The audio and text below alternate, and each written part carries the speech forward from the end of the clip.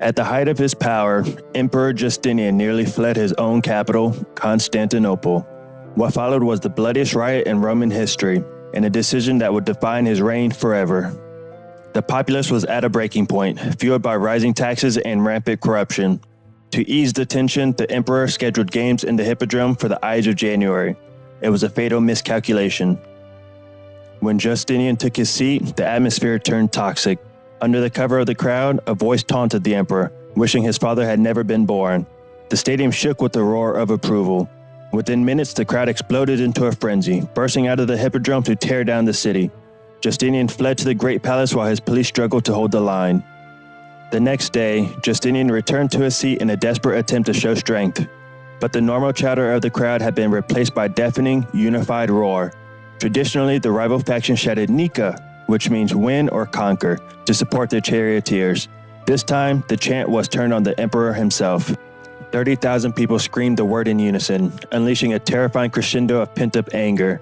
As the mob surged toward the imperial box, Justinian fled a second time, locking himself behind the palace doors. The city was now in total revolt. The mob stormed the prisons, swelling their numbers, while senators and patricians joined the looters in the streets. The demand was no longer for lower taxes, it was for Justinian's abdication. Inside the palace, the noise was overwhelming. With the harbor still open, the emperor's advisors begged him to abandon the city while he still could.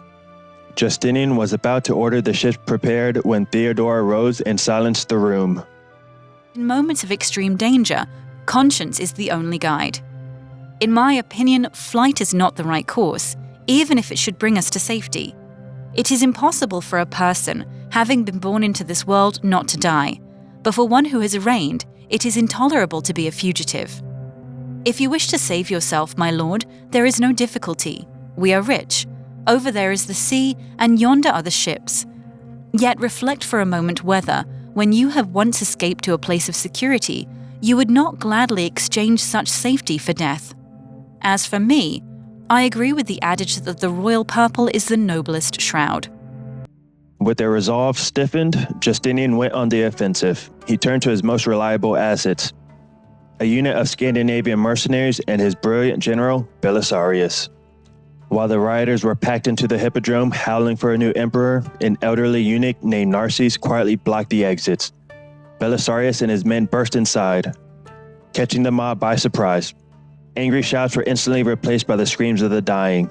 When the killing finally stopped, 30,000 Romans lay dead in the stands. The Nika Revolt was over. Justinian showed no mercy to the conspirators. 19 senators were executed, and those who escaped were hunted down by John the Cappadocian until they were stripped of everything. The people of Constantinople had learned a hard lesson.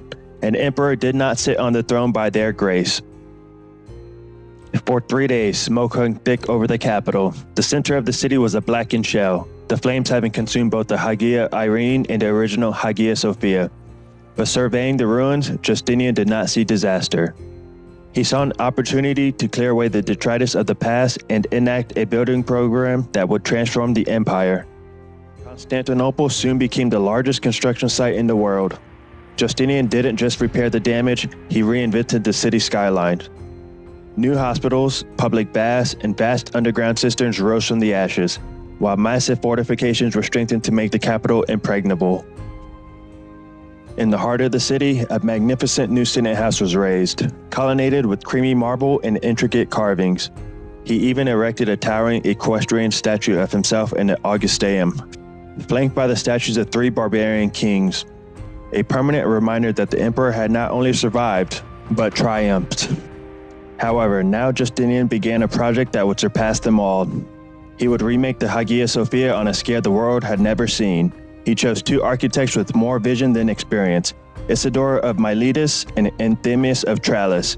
Their task was to create something fitting for a new golden age. Gold poured in from Egypt, porphyry from Ephesus, and white marble from Greece.